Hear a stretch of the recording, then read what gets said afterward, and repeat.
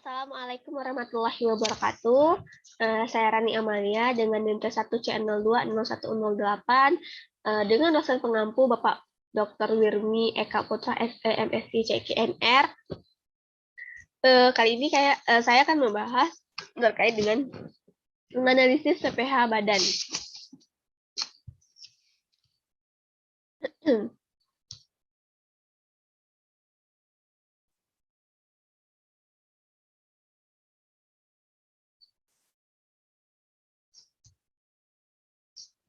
Nih, jadi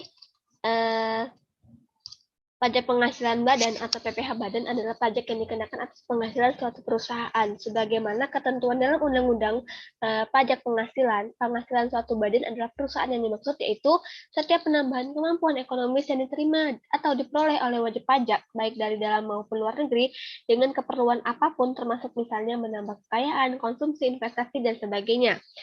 Lalu subjek dan objek PPH badan, yang pertama itu subjeknya.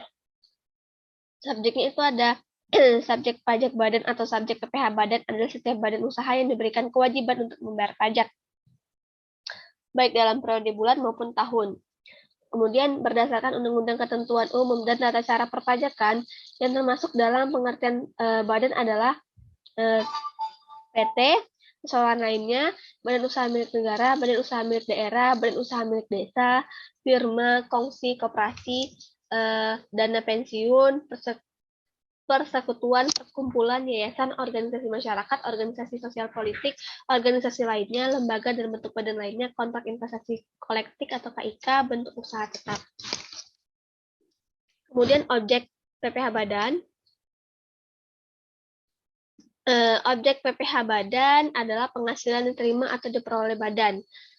Di sini penghasilan yang sebagai objek pajak penghasilan badan sebagaimana tercantum dalam pasal 4 ayat 1, yaitu hadiah dari kegiatan dan penghargaan, laba usaha, keuntungan karena penjualan atau karena pengalihan harta, penerimaan kembali, pembayaran pajak yang telah dibebankan sebagai biaya, kemudian bunga, royalti, dividen, sewa, keuntungan karena pembebasan utang, peraturan pemerintah, keuntungan karena selisih kurs mata uang asing, selisih lebih karena penilaian kembali aktiva, iuran yang diterima perkumpulan, penghasilan dari usaha berbasis syariah, dan surplus Bank Indonesia. Selain ini, tarif PPH badan normal adalah 25% dari penghasilan kena pajak. Jadi, melalui Blade baru ini, tarif pajak penghasilan badan turun secara bertahap, yakni 22% berlaku pada 2020 dan 2021, dan 20% mulai berlaku pada tahun 2022. Lebih rendah 3% untuk perusahaan terbuka atau TBK, menjadi yang dulunya 19% pada tahun 2020 sampai 2022 turun menjadi 17% yang mulai berlaku pada tahun 2023. Tapi penurunan tarif PPH badan lebih rendah 3% bagi perusahaan TBK ini ada syarat saham, yaitu saham dikuasai setidaknya 300 pihak.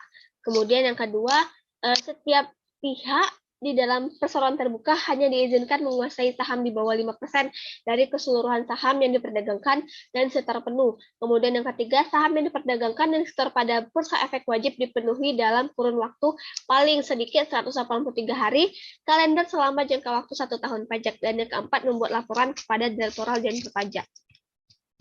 Lalu perhitungan PPH badan, nih contohnya pada tahun 2021 PT AAA atau AAA memperoleh penghasilan kotor sebesar 10 miliar.